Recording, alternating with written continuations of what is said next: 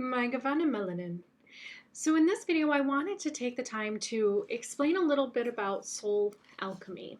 People might have seen the Wicca symbol, the five-pointed star, but I actually drew a graph to show a little bit more about how it works. And I want to explain how this has personally helped me to understand myself more and understand soul alchemy. And what does that really mean? Because a lot of people see this symbol and they think that it's evil or it just means magic and sorcery, and it doesn't. So you have spirit, earth, air, water, and fire. Those are the 5 points of the Wicca star. And in witchcraft, it's known as the places of different elements and power positions. So one of the things that I know as an elven soul, and I talked about this in my other video, is that there is a bit of a difference between elves and witches. You know, there are elf witches, there are those types of witches that are also elves, but if you are an elf, you will do magic, but it's not going to be in the sense of having, an altar and performing spells or incantations or anything like that. But what it may be is you just having a deep understanding of how these elements are inside of you, and you're in tune with when they're out of balance, when you have too much of something, and what you need in order to give yourself that balance that you need once again. So this is the soul alchemy chart. I'm going to bring it a little bit closer so I can show you. Now, of course, it's going to be hard because it's all written down here, but I'm going to go through it to show you. So it looks a little complicated, but to me, if you follow the lines, it's actually very easy to understand. So I'm going to start off with water, because what helps you is take your sun sign, and the way that you were born is basically your blueprint. Your sunshine has a particular element that is associated with it. I have Pisces as so water is my element that's associated with that zodiac sign, that sun sign. So I'm going to start at water, because that's what you're going to do. You're going to start at the element that you are. So earth, you got to look up the 3 zodiac signs that belong to earth. You got 3 zodiac signs that belong to water. Air, and then you have the ones that belong to water and fire. And I can tell you what they are, but it's very easy to go and look it up. So start out your sun sign. My sun sign is water. That means that the majority of my personal soul makeup is water. It's just how I'm going to be. My vibration is going to be more water-like. I'm not going to be very fiery of a personality, and I definitely am not going to be as grounded as earth, and I'm also not going to be as logical as air. My typical makeup is to be more emotional, and that has been the truth throughout my younger ages. I absolutely was very emotional, very deep, very in tune with my emotions and others' emotions. But as I got older and understood my own personal alchemy, then I started to change within. And that's when you reach the balance of having all of these signs, all of these elements within you, which leads you to pure spirit. And that is what personal alchemy really is. The goal is to get to your complete full spirit, and the most powerful form of yourself is to have all of these elements within you balanced and in control. So when I was younger, I started out with my water sign. I was out of control emotionally. I only moved from my emotions. But look, I started to make friends. Some of my best friends were fire signs. And allowing those souls to come into my life really taught me how to gain strength in myself. So one thing you have to know is that these signs have both, they repel and they attract towards each other. Certain signs work better with one another, and that's where love horoscopes kind of come into play. But we're not going to look at the love romance of zodiac signs and personal alchemy. It's more about yourself, because we really want to focus on how to get your inner power and how basically magic is used when you are an elf and when you are someone that is not necessarily a witch or into witchcraft, but you do personal soul alchemy regardless. So you start at your sun sign, which is, for me, it was water. And you start to meet people in your life that contain the other elements. How you respond to those people will determine your lessons that you learn and how you learn how to incorporate that element within you. You also can do it without meeting somebody, and you can actually, just put forth the fire energy within you through meditation, using candles, getting involved with that element, using fire meditation, using crystals that are more associated with the fire element, really focusing and concentrating on that type of energy, immersing yourself, emerging consciousness with those that are of a fire sign nature, and characters and stories and legends that really incorporate that type of fire energy. These are all ways that you can always bring an element into your life more without having to actually have personal interactions. But this is how people are doing soul alchemy every day without even knowing it, is that when you meet other people that are of a certain sun sign and they contain the majority of that element within them, you are interacting with them, you're playing out that dynamic between you two, and the way that you either learn from them or whatever you take from them is going to help you in balancing your own element. So for water is good for fire because it can cool or can put out that anger, that passion. A lot of times my fiery friends will get very angry, very, full of just total heated energy, and they won't know what to do with themselves. And I am always the one to help to soothe and kind of calm them. So that is one thing that water can always give to fire. Fire can actually heat up and makes water passionate. It makes water bubble over. Now, this can be good and this can also be bad. Same thing with putting out fire. It can be good, it can be bad. Anything done in excess, if you're just too emotional with your watery friend, if you're too emotional, then it can put out that flame of desire and passion, and then they can see you as a wet blanket, literally, as boring.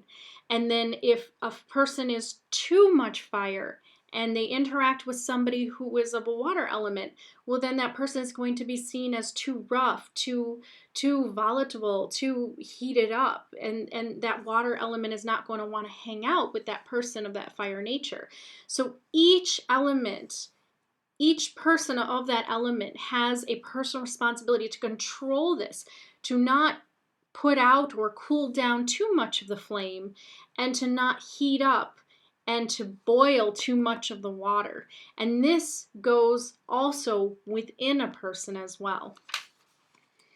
And when you do that, when the water element of you is able to control putting out the fire completely, but actually keeping it nice and cool and calm, what will happen is you get this controlled desire and passion within yourself. And that leads you more to having an enlightened spirit, not just having a spirit, because we all have our spirits. We are all spiritual souls, basically having a physical experience. But an enlightened and an aware soul is really the goal. So your enlightenment is really your goal. And the only way that you can get to enlightenment is by learning how to control these elements within you. Take air for an example. So when you go to air works together with water and produces a vortex of power. Think about tornadoes. So when when the logical side of my mind is connected to my emotional side, that's a vortex of creativity within me. And that's what I've seen lately. Ever since I started this channel, I'm always getting new ideas because I'm balancing both the emotional side of me and the logical side together. And then water to air works together and produces pressure, which helps to build up that logic and emotional balance and creates that rainfall of creativity and bringing forth new life. That's basically what a rain cloud is.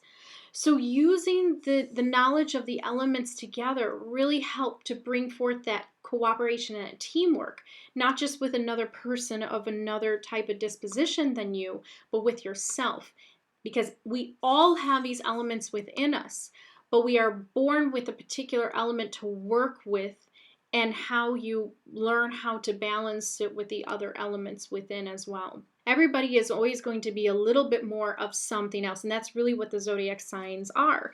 And that's why when people read about their sun sign and they learn what is a fire sign, what's an earth sign, what's an air sign, what's a water sign, you really do relate most to that element. But you do not want to stay with that element as only having that that element within you, because that creates a very imbalanced and incomplete type of soul in which you go through your life too emotional, and you're not able to control those, the depths and the emotions that you go through. So you have to learn how to balance the fire within you, the earth within you, and the air. Let's move on. Same thing. So with water, same thing, brings more growth. Water brings growth to my grounded nature. Water gives to trees and gives more life to the plants. And then my the earth part of me will support and gives back to water in a sense that it absorbs water. If you think about maybe a log in a river, soaks up the water, so it's absorbing the water, it's making it not as saturated. So earth element is very grounding to have within a water element. I've really worked on having that earthly element. That's why I feel very connected to the elven realms of earth. But I am a water element, but I'm basically all four now. I've incorporated the air, I've incorporated the earth, and I am working on the fire as we speak, getting more into my passions and more into my desires of what I want to see achieved in the world. And this is what's all going to eventually lead into my full enlightenment. So for you, you need to start at whatever sun sign that you're at. If you're an earth sign, then you need to find ways how to incorporate the air element into your life more, how to incorporate the water element more into your life, how to incorporate the fire element more into your life that will lead you to having an enlightened spirit. And that is really what soul alchemy is. Now, there's things to watch out for. There's certain types of elements that just do not, they don't benefit each other as much as others would. They can. Everything has a positive and everything has a negative. And you really have to learn how to control, because fire needs their grounding. So fire absolutely needs to be more with the earth elements and learn how to ground that. Fire can destroy the earth, but it can also help it to regrow as well. That's what burning down the trees does, and then it helps to bring regrowth onto the land. The earth element can give fuel to burn for the fire, so the earth element can support the flames. So you just have to learn and understand what is the balance, what's too excessive of your personal element. And when you feel that you are way too fiery, you're way too wrathful, you're way too volatile, you have to find these elements to incorporate them and to help bring that balance. When you're way too emotional, when you're way too in the depths of your emotions that really carry you away, you have to find your grounding, you have to find your logic, you have to find your desire and bring that in. When you're way too logical and your head's in the clouds, but you're so mentally stimulated, it's hard for you to feel grounding. So you have to find that grounding. You have to find the emotional attachment to things. And you also have to find that passion, because sometimes you can be very passive here, just being happy in your thoughts. This helps to bring that physical action into your life. And if you're in the earth, sometimes you're way too grounded, you're stuck there like a tree and you don't want to move. So you have to find your movement in the water. You have to find the movement and the passion in the fire. You have to find a way to elevate your thoughts to a higher place so that you're not just thinking about earthly thoughts and earthly pleasures, but actually thinking about higher ideals that will lead you into your enlightenment. So I hope that this chart helps you. Go ahead and look at it closer if you want. You could take a picture of it. I highly recommend you creating your own chart. This is my own personal chart of how these elements work with mine, but it absolutely is all about you reaching that place of balance within.